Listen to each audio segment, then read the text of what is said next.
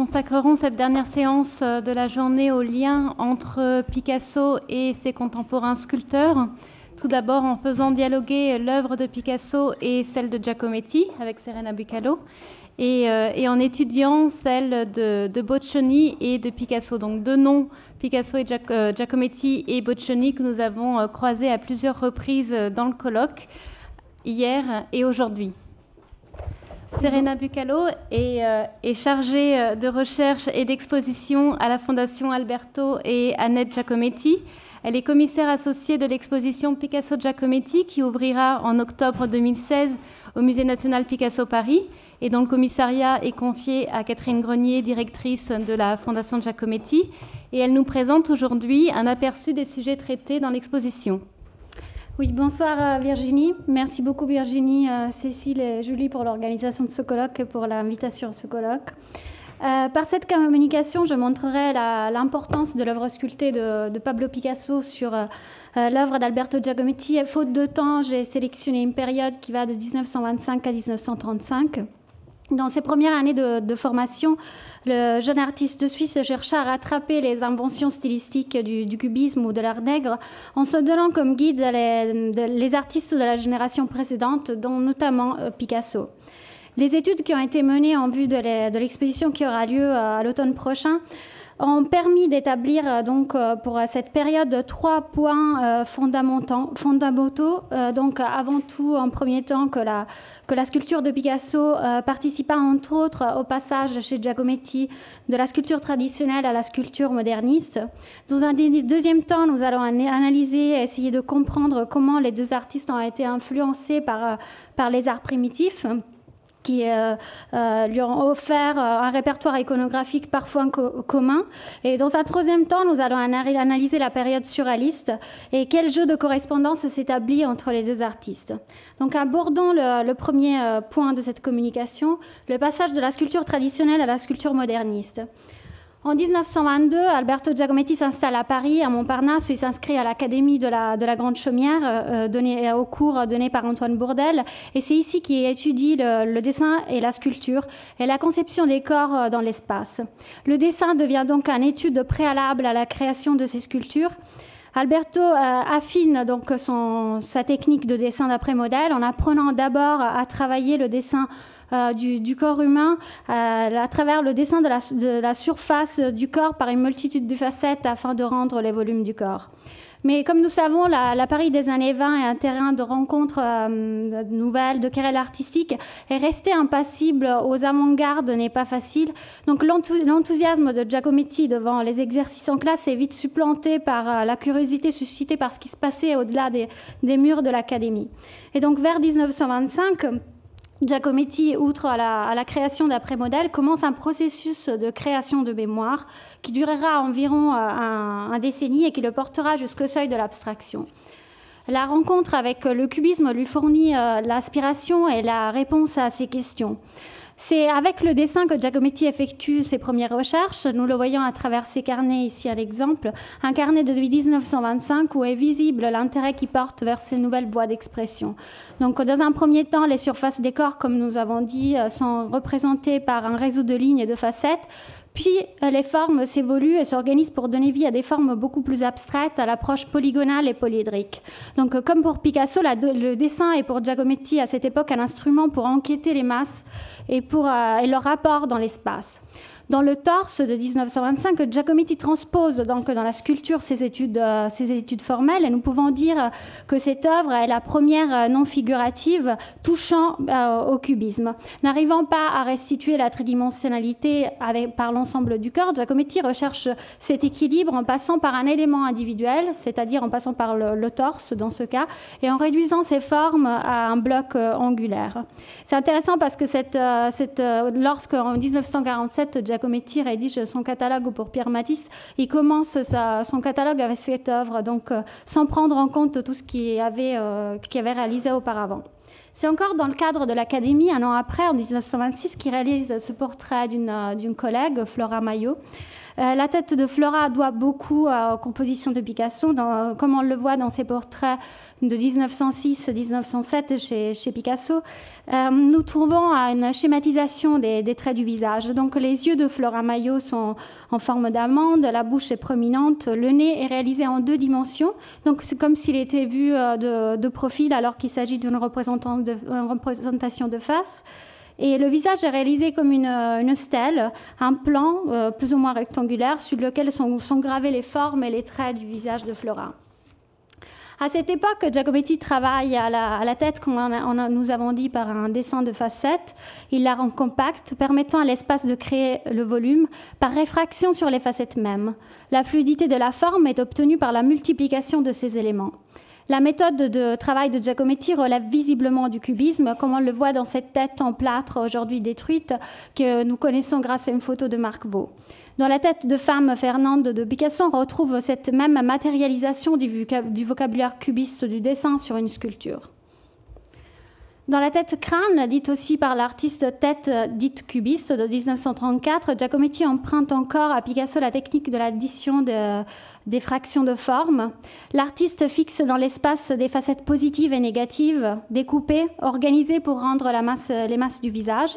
Les angles sont prééminents, des dépressions circulaires sont utilisées pour les orbites, une arête centrale indique le nez, une ouverture rectangulaire pour la bouche. Donc impossible de ne pas penser à la pomme de Picasso ou encore à cette décomposition faite par Picasso dans ce dessin de Porte-Buvard de 1911. Dans le Nu debout dessiné en 1910, la myriade de facettes dessine les formes de cette femme sinueuse qui nous renvoie à la composition de 1927-28 où nous retrouvons cette même figure légère de la femme avec les genoux pliés vers la gauche avec les mêmes lignes serpentines. Ou encore dans la figure dite cubiste 1 de 1926, les éléments de la représentation humaine sont réduits à des formes géométriques essentielles, combinées et transposées jusqu'à donner vie à ce personnage. Alors la partie supérieure fait exception, on reconnaît très bien les traits du visage, l'œil, le nez, le contour du visage, mais tout le reste du corps est évoqué à travers des éléments cubiques et sphériques assemblés. Dans la composition dite cubiste 2 de 27, Giacometti opère un véritable assemblage d'éléments à la manière des cubistes. Donc il imbrique plusieurs objets différents, les uns dans les autres, à la manière du cubisme synthétique, pour donner vie à cette composition qui appelle à la déstructuration pour l'identification des différents éléments qui la composent.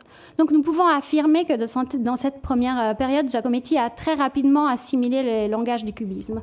Et il assimile assez rapidement aussi les messages provenant des arts primitifs. On sait qu'à la fin des années 20, Alberto Giacometti se montre un observateur attentif des expressions artistiques venant du monde entier. Donc les dessins et les esquisses de cette époque montrent bien l'intérêt porté aux arts du continent océanien, africain, aux arts cycladiques. Donc comme pour Picasso, Alberto est attiré par ce monde lointain vu à travers les magazines, donc à travers les cahiers d'art, les documents, mais aussi à travers les collections des musées comme le musée du Trocadéro ou le Louvre. Sans cesse, Giacometti recopie les masques, les totems, les sculptures. Il retranscrit les formes et les compositions et il en fait un répertoire de modèles dans lequel il peut piocher pour réaliser ses œuvres. Avant lui, on l'a vu très bien hier après-midi, Picasso s'était intéressé aux moyens de composition provenant de cet univers lointain. Il s'était approprié de leur esthétique et pour composer ses sculptures.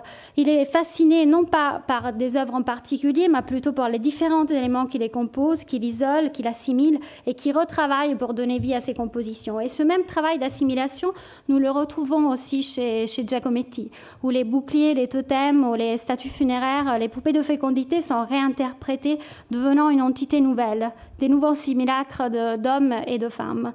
Donc les formes de ces figures se simplifient, comme dans le cas de ce totem réalisé, sculpté dans la pierre et puis peint à la manière des arts tribaux. Le milieu artistique fréquenté par Giacometti à la fin des années 20 est très stimulant. Giacometti se lie à cette époque à Karl Einstein et il fréquente le collectionneur Joseph Müller. Et pour lui, il réalise cette tête en 1929 que je compare au personnage accroupi parce que c'est une sculpture plate, encore une fois comme une stèle. Le visage est réalisé comme un masque, elle est très schématisée et le nez parallélipède marque le centre du visage, comme ceux qui apparaissent sur les carnets ou sur les nombreux croquis de Picasso entre les années 1907 et 1908. Autre exemple, le couple de 1927. Nous retrouvons dans cette composition toute la frontalité de l'art primitif. Dans cette œuvre sont mélangés plusieurs éléments provenant des sources des arts africains, cycladiques mais mégalithiques. Il s'agit d'un couple, donc la femme sur la gauche, l'homme massif sur la droite. La forme en amande de la femme nous renvoie au bouclier ou au masque d'art africain étudié par Picasso et repris pour certaines de ses sculptures. En 1951, Giacometti déclara dans une lettre à Pierre Matisse que la peinture des cubistes de Picasso contenait tout ce qui était nécessaire pour la réalisation de la femme cuillère. Or, sa forme est certainement inspirée par les cuillères anthropomorphes exposées au Musée des Arts Décoratifs en 1923-1924, mais le primitivisme de Picasso a certainement eu une nette influence sur la création de ces sculptures dont les formes sont liées aux compositions à caractère magique ou totémique. Et finissons cette parenthèse sur le primitivisme avec cette série de figurines taillées vers 1935. Alors, ce rapprochement a déjà été discuté dans plusieurs publications, mais nous ne pouvons pas exclure complètement l'influence pour ces deux compositions, avant tout de la sculpture étrusque, dont des références furent publiées sur documents en 1930, et autre hypothèse, la sculpture sur bois d'Île de Pâques. En 1926, des sculptures similaires sont exposées à la Galerie Surréaliste, à l'exposition Tableaux de Man Ray et Objets des îles, et puis publiées dans Cahiers d'art en 1929. Troisième et dernière section, très rapidement. Donc, nous connaissons la position de Picasso. Je ne vais pas prendre du temps la position de Picasso par rapport au surréalisme. Giacometti rentre dans le cercle surréaliste en 1930, fortement voulu par Breton et par Dali après l'exposition de la boule suspendue. Pour cette première période, les revues, donc les cahiers d'art, les documents et les minotaures sur lesquels les œuvres des deux artistes sont largement représentées constituent un terrain de recherche très intéressant. Et c'est sur les cahiers d'art qui est publié ce projet de sculpture, Les Baigneuses de 1928. Giacometti écrit une lettre à ses parents en se montrant assez critique vers ces sculptures, mais cela ne l'empêche pas de recopier après le projet sur ses carnets à côté de son autoportrait. Les sphères et les boomerangs de Picasso, apparus sur cahier d'art, ont certainement eu aussi une influence sur ces projets, comme le projet pour une place de 1931-32 que nous voyons ici sur une photo de Brassailles publiée après dans Minotaure, où nous remarquons des nombreuses similitudes entre les formes de sphères, de cônes ou de monolithes. Et après, encore plus intéressante, ces formes élémentaires, on les retrouve dans la boule suspendue, donc cette œuvre majeure de la période surréaliste. Anna Allen aujourd'hui c'était très bien, elle a fait cette comparaison avec la tête de guerrier de 1933. Alors, la comparaison que j'ai trouvée avec ces projets de monuments est plutôt liée à l'effet d'instabilité que nous retrouvons dans les dessins de Picasso et aussi dans cette boule fondue dans un croissant. Je vais plus rapidement. Donc, dans ce dessin de 1934, nous avons c'est un projet pour la femme au fauteuil rouge de 1932. Dont nous voyons Picasso redessiner la sphère et le croissant de Giacometti.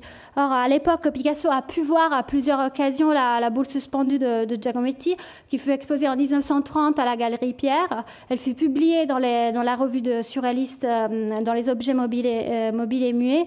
Et nous savons aussi par la correspondance de l'artiste que Picasso fut le premier visiteur en 1932 de l'exposition monographique sur Giacometti réalisée à la Galerie Pierre, où l'œuvre était exposée justement.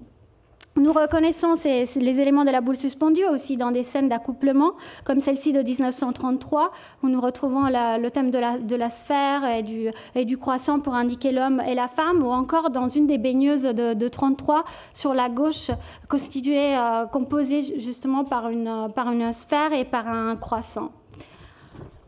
J'essaie d'aller très rapidement. Hier, une table ronde a été dédiée aux figures, au dessin dans l'espace. Donc, je vous ai ici apporté quelques exemples chez Giacometti de dessin dans l'espace. Cette composition aujourd'hui détruite, qui est à la limite d'une sculpture, d'une composition cubiste, peut être considérée dans cet esprit de transparence et d'ouverture dans l'espace. La masse sculptée donc se dissout dissout en laissant ressortir une construction faite de lignes de figures géométriques. Et puis bien sûr, l'homme Apollon de 1929, ce personnage fait de barre qui devient une construction transparente, niant la surface pleine des femmes plates en faveur d'une architecture ouverte. Donc Giacometti aussi construit une figure anthropomorphe avec un schéma graphique en laissant ressortir une grille organisée d'un tissu orthogonal. Ce même tissu de lignes, nous le retrouvons dans le palais à 4 heures du matin. Donc hier, Madame Jiménez a justement apporté cet exemple. Donc dans la sculpture de Giacometti, Giacometti utilise une filigrane spatiale pour créer un espace dans lequel mettre en scène des objets surréalistes. Dans la série des compositions graphistes s'inscrit aussi les 3 personnages dehors de la même année que l'Apollon. Cette œuvre qui illustrera l'article du Michel Leiris sur Document et pour lequel Michel Leiris dira, je cite, « Certaines de ces sculptures sont creuses comme des spatules, comme des fruits vides, d'autres sont ajourées et l'air passe au travers, émouvant grillage interposé entre le dedans et le dehors. » Quand Giacometti s'approche de l'univers de bataille de la revue Document, ces grilles, ces compositions deviennent en 3 dimensions, comme dans le cas de la cage de 1930, où le projet devient donc en 3 dimensions et il contient des éléments comme une toile d'araignée et il contient donc les différents éléments qu'on a vus jusqu'à un moment, donc des formes animales, végétales, des râteaux, des boules. Un dernier important point commun dans la création de ces 2 artistes, c'est celui de la notion de cruauté et de sexualité au sein de l'œuvre. Dans les œuvres de cette période, les corps humains deviennent monstrueux et tentaculaires, se rapprochant à l'esthétique de la laideur lancée à l'époque par Bataille dans son Soleil pourri, et plus généralement par la revue Document, auxquelles les 2 seront, comme on a vu, très proches. Les œuvres des 2 artistes sont publiées dans les articles de la revue, servant à illustrer cette pensée violente et parfois misogyne. En 27-28, Picasso aborde la sculpture, mais ces croquis de baigneurs et de carnets sont un terrain intéressant d'étude de projets sculpturaux. Les dessins de Picasso révèlent parfois une sculpture faite de dilatation organique, de formes désarticulées, souvent violentes, pointues et tranchantes. La forme de l'objet désagréable à jeter manifeste ces mêmes sentiments d'agression et de violence, ainsi que de violence psychologique provoquée par l'instabilité de sa composition. Ou encore, dans Hommes et femmes, nous retrouvons ce thème de violence et de cruauté sexuelle, dans cet acte de violence sexuelle qui est en train d'avoir lieu ici. Et les dessins métamorphiques de Picasso, par leur expression de la tension et de l'agressivité, s'inscrivent dans cet univers décrit par Bataille. Encore dans ce croquis du musée Picasso, par exemple, les formes pointues et blessantes de ces pics sortant d'un plateau nous renvoient à la violence des pieds irréguliers de la femme boiteuse en marche de Giacometti, dont les extrémités percent le plateau pour envahir l'espace du spectateur. En 29, Giacometti reçoit la commande de ce relief et réalise cette œuvre effrayante en forme d'araignée ou de scorpion. Cet animal aux membres déformés nous perturbe pour sa violence et ses pinces et sa queue nous rappellent les éléments de la cage, mais aussi ces 4 arêtes qui ressortent de ce personnage dessiné par Picasso. Et puis, bien entendu, la femme égorgée, qui est l'évolution directe de cette œuvre, est ici sur le sol, la gorge tranchée, son corps articulé de façon assez complexe, comme un insecte, ouverte, le ventre cambré. Et l'œuvre a été souvent attribuée comme métamorphique, à la limite entre l'anatomie humaine et celle animale. Et nous avons rapproché cette peinture à la figure au bord de la mer de 31, mais aussi à la baigneuse allongée pour son articulation du corps. On le voit très bien dans les croquis de l'artiste, où on a cette disarticulation des différentes parties composant la figure que le rapproche au monde animal. Je finirai avec cette dernière œuvre qui est considérée comme une deuxième version de la femme égorgée, donc la femme angoissée dans une chambre la nuit, que nous connaissons par des photos de Man Ray. Publié dans les cahiers d'art. Cette œuvre reprend encore une fois cette même thématique du rapport conflictuel et du sentiment inconscient d'horreur devant la femme. Sa bouche est comparable à un piège mortel. Les éléments osseux et les mâchoires sont très proches des mâchoires monstrueuses qui caractérisent les femmes peintes à cette époque par Picasso. Certaines de ses œuvres, comme Le Nu debout au bord de la mer de 1929, furent exposées à la Kunsthaus de Zurich en 1932, exposition à laquelle Giacometti assista avec enthousiasme au point d'en recopier un carnet entier de croquis. En guise de conclusion, donc, nous avons démontré dans cette communication qu'il y a des rapprochements très intéressants entre Giacometti et Picasso, lesquels seront présentés avec plus de détails lors de l'exposition de l'automne prochain. Nous sommes certains que cette exposition nous permettra d'approfondir, d'analyser beaucoup de pistes qui ont été lancées aussi dans ces 2 jours de colloque. Merci beaucoup.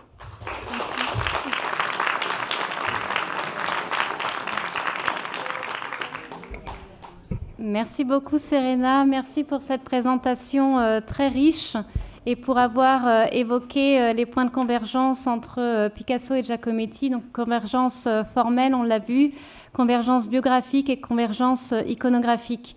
Comme nous sommes très pressés par le temps, je passerai tout de suite la parole à l'audience, si vous avez des questions. Oui, question au fond. Joseph Henry. Oh, pardon, je voyais mal, je suis un peu éblouie. Pas de souci. Juste une petite question sur le terme l'art primitif. Et c'est pas juste une question pour vous, c'est une question un peu générale. Qu'est-ce qu'on veut dire par ce terme? C'est une question assez large. Alors, je crois que c'est une terminologie qui a été utilisée dès l'époque. Donc, ce n'est pas une invention nouvelle de l'histoire de l'art moderne. Et nous considérons... donc, effectivement, c'est peut-être pas le terme plus juste à utiliser. Le terme juste serait art extra-occidental, qui est le choix qui a été fait aujourd'hui, par exemple, pour des musées comme le musée du Quai Branly. Oui, c'est un terme ancien qui englobait les arts d'Afrique, d'Océanie ou du sud de l'Amérique. Ok.